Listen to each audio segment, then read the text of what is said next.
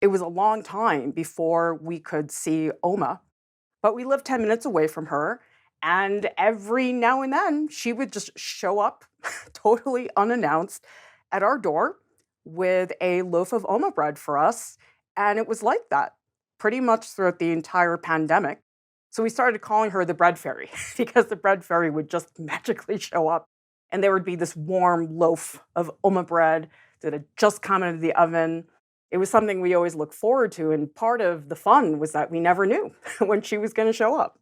When we go to Oma's house, we're used to seeing loaves of Oma bread all the time, and we always look forward to having it toasted in the mornings with what we call Oma butter, better known as Trader Joe's Kerrygold butter. There was one time over the holidays when we were staying with Oma, and I noticed that there was this one loaf of Oma bread that had these horns sticking out. And I thought it was just hilarious and quirky. That loaf of Oma bread had so much personality to it. And I thought, oh, I really need to paint that.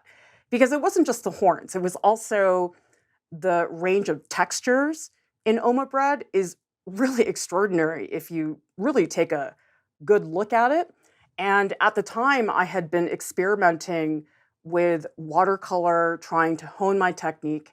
And one thing that I'd started to really get excited about was dry brushing. Dry brushing is basically where you have a very, very thin amount of water in the brush so that when you apply the brush to cold press watercolor paper, which is really textured, you're able to create a lot of harsher, more primitive looking marks. I looked at that Oma bread and I could see the dry brushing marks in the bread. The texture matched so well that dry brushing technique that I had been playing around with. I just thought it was the perfect match.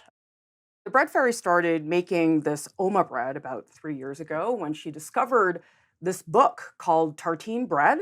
It's written by Chad Robertson, and he's an owner of a famous bakery in San Francisco called Tartine. The recipe that she uses is for country bread in the book.